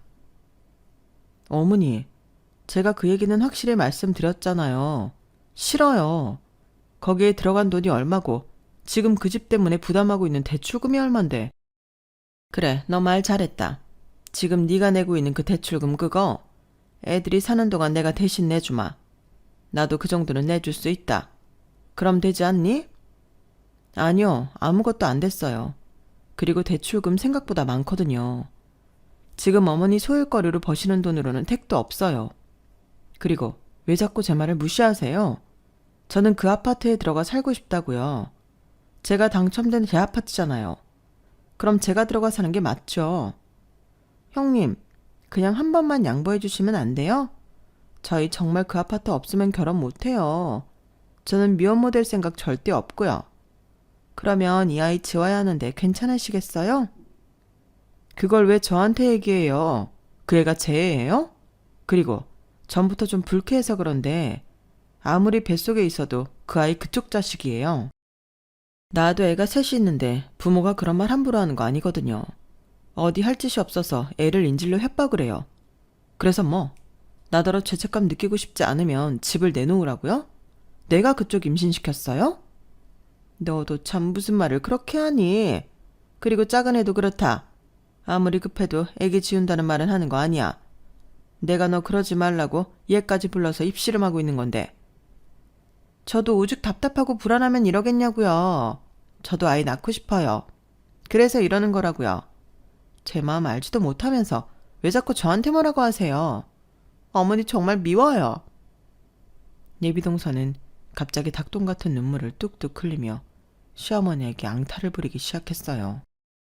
그러자 시어머니는 어쩔 줄을 몰라 하셨고 저는 그 꽈라지를 보니 더 재수가 없었는데 저런 동서를 둬야 한다고 생각하면 그것도 너무 끔찍했죠. 그리고 시어머니는 이런 상황인데도 제가 꼼짝하지 않는다며 이참에 연을 끊자고 하셨는데 그때 들었던 말이 지금도 생생합니다. 너 말이야. 우리 종석이 장가 못 가면 다 네 탓이야. 너 때문이라고. 너 우리 막내 아들 책임질 거야? 이 결혼 못하면 책임질 거냐고? 이렇게 저한테 삿대질까지 하시며 따지셨는데 좀 전까지 눈물을 뚝뚝 흘리던 예비동사는 언제 울었냐는 듯 실실 쪼개고 있었어요.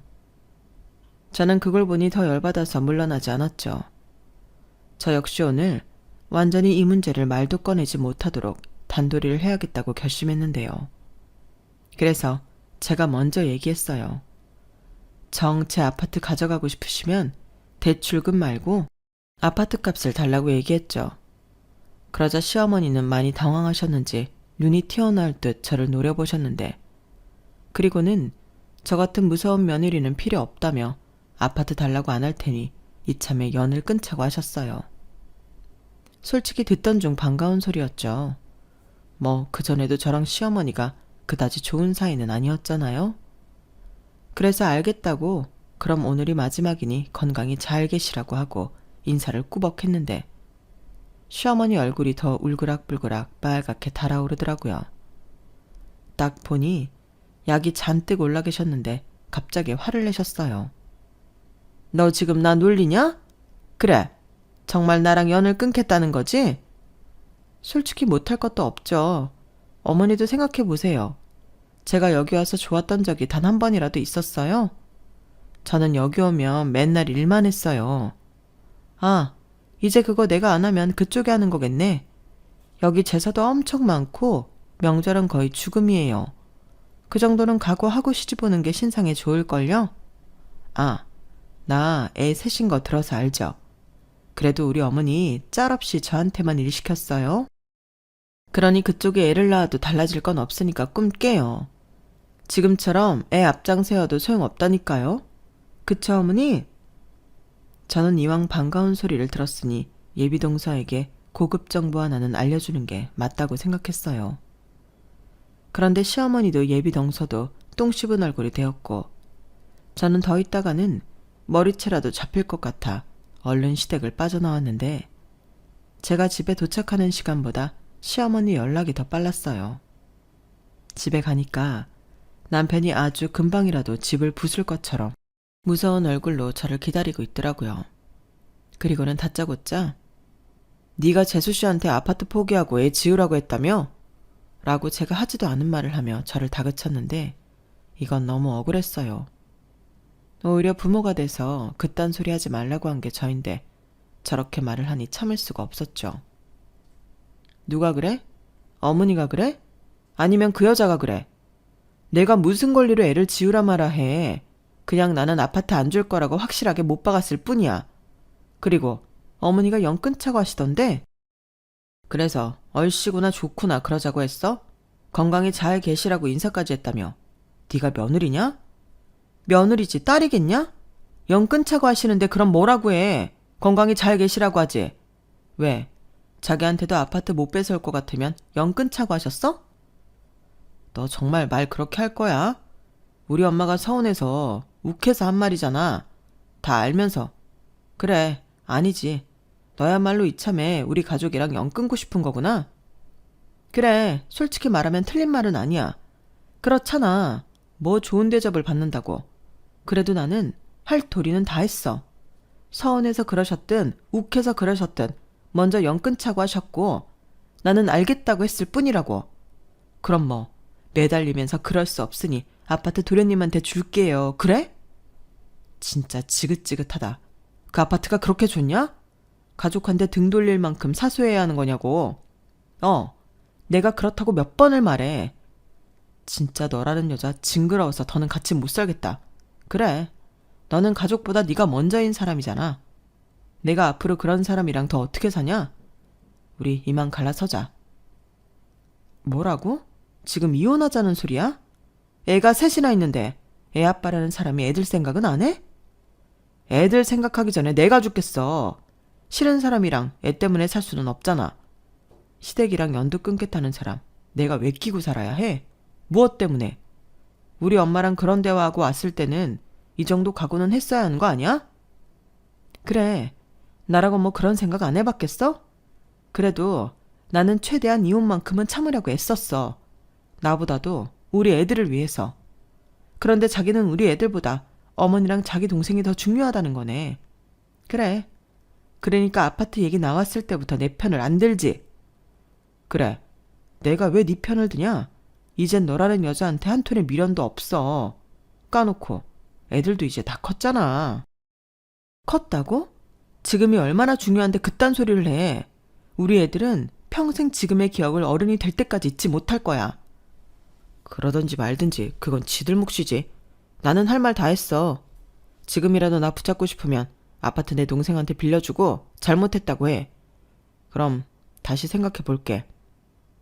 미친놈. 내가 그런 짓을 왜 하냐? 됐고. 그럼 지금 청약 담창된 집에서는 내가 애들 데리고 살 테니까 당신은 당신 엄마 집에 들어가 살아. 이 집 보증금 빼면 똑같이 나누자. 무슨 계산이 그래. 똑같이 나누려면 다 똑같이 나눠야지.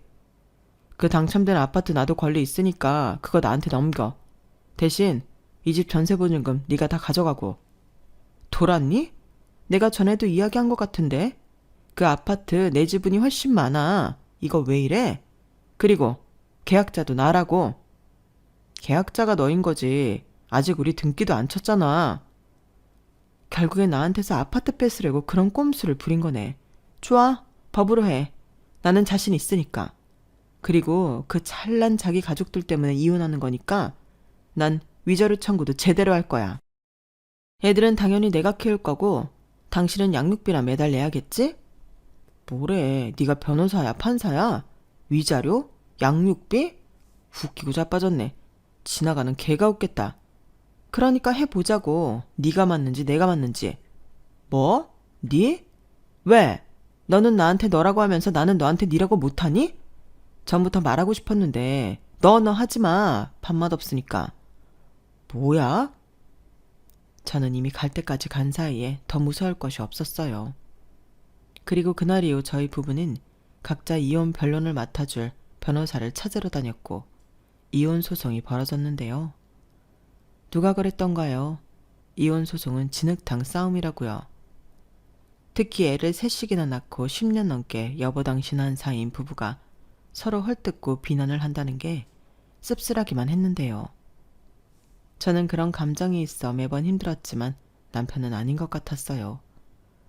오히려 자기는 잘못이 없고 저만 이기적이고 이상한 사람이라며 목에 핏대까지 세우며 모든 책임을 저에게 물었는데 저런 놈을 애들 아빠이자 내 남편이라고 생각하고 살았다는 게 소름이 끼쳤어요. 애들한테도 미안했고요.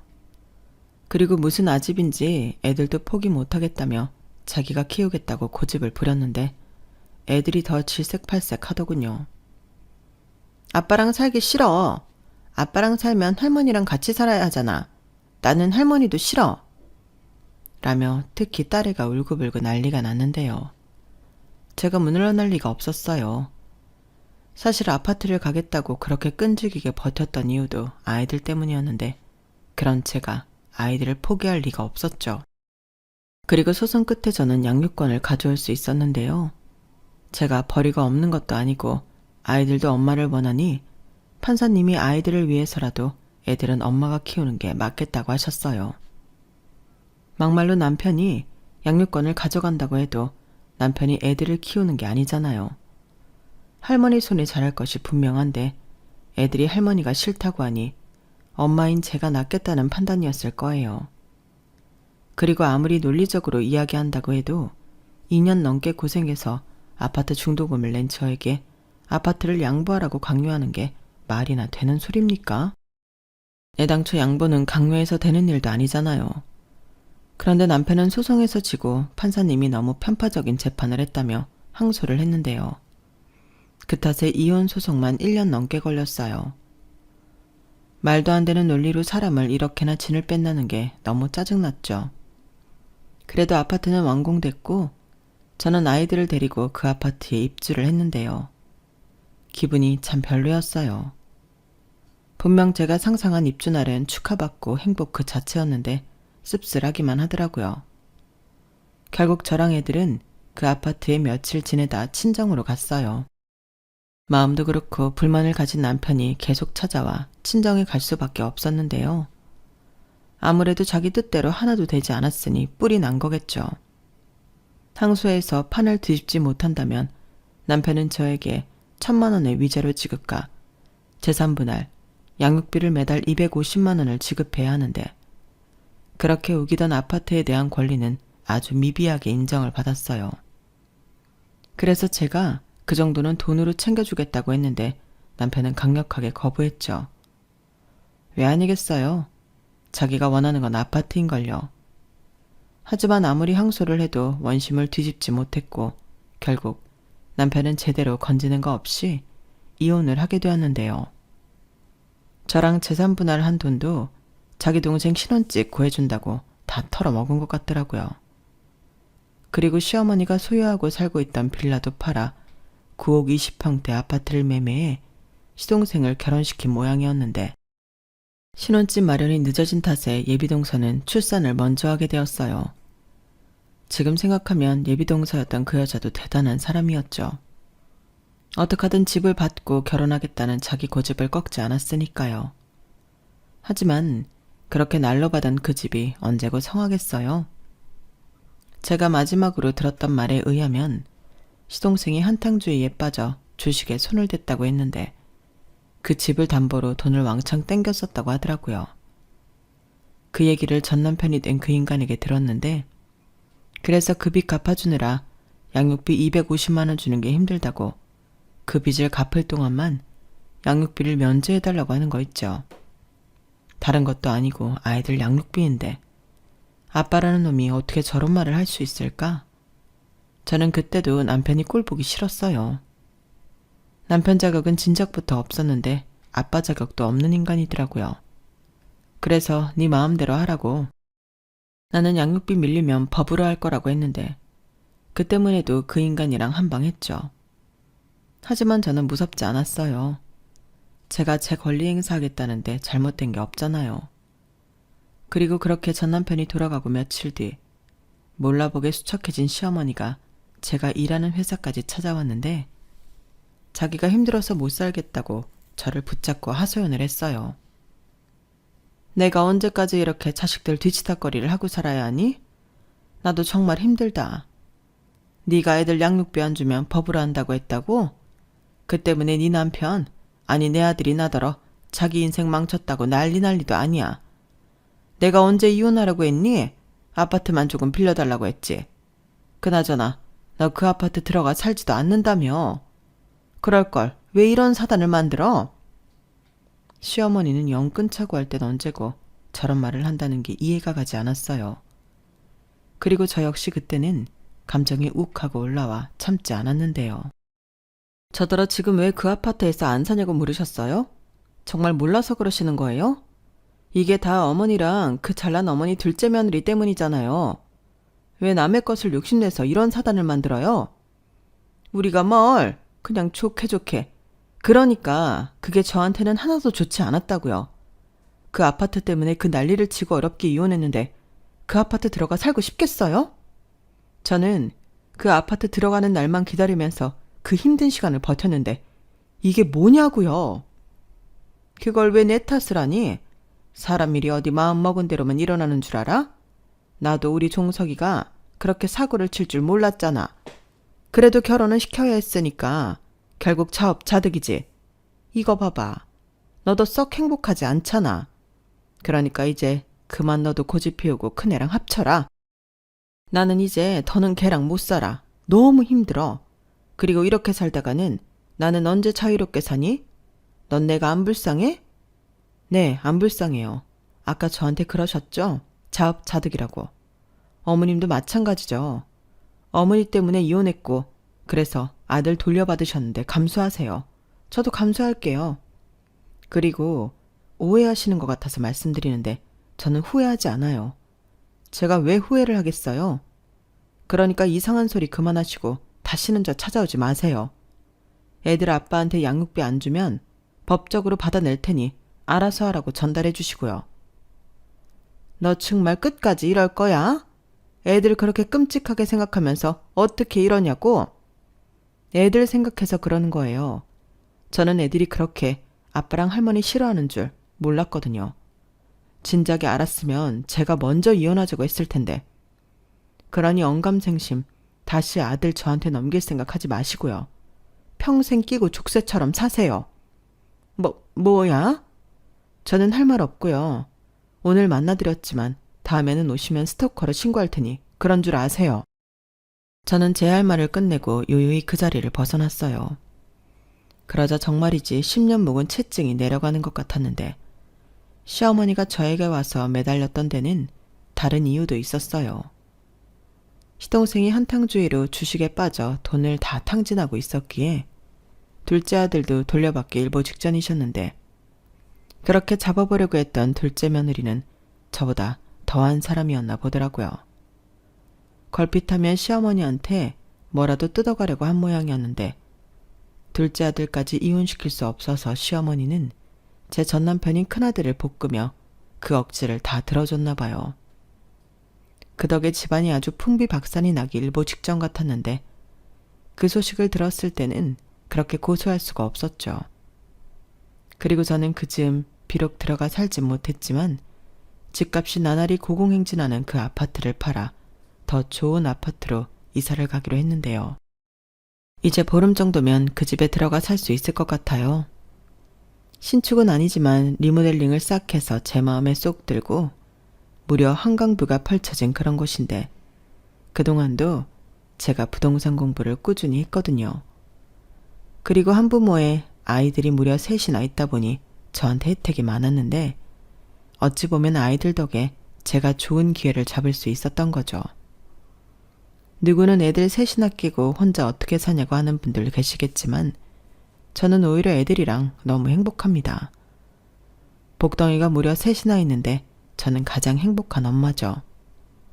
저는 앞으로도 평생 이런 마음으로 저희 아이들과 건강하고 행복하게 이 집에서 오래오래 살고 싶은 마음인데요. 마지막 바람이 있다면 아이들이 아빠 없이도 행복하고 밝게 자랐으면 좋겠어요. 그러기 위해서라도 제가 많이 노력을 해야 할 것 같은데 부디 우리 가족, 내 가족 예쁘게 살 수 있도록 많은 응원 부탁드립니다. 이상 제 사연은 여기까지였어요. 지금까지 제 사연 들어주셔서 대단히 감사드리고요. 여러분들에겐 늘 좋은 일만 가득하길 바라며 저는 이만 마지막 인사를 드려야 할 것 같아요. 그럼 건강 잘 챙기시고요. 안녕히 계세요. 여러분, 사연 댓글에 응원과 현명한 조언 부탁드려요. 좋아요와 구독은 저에게 큰 힘이 됩니다. 오늘도 좋은 일 가득하세요.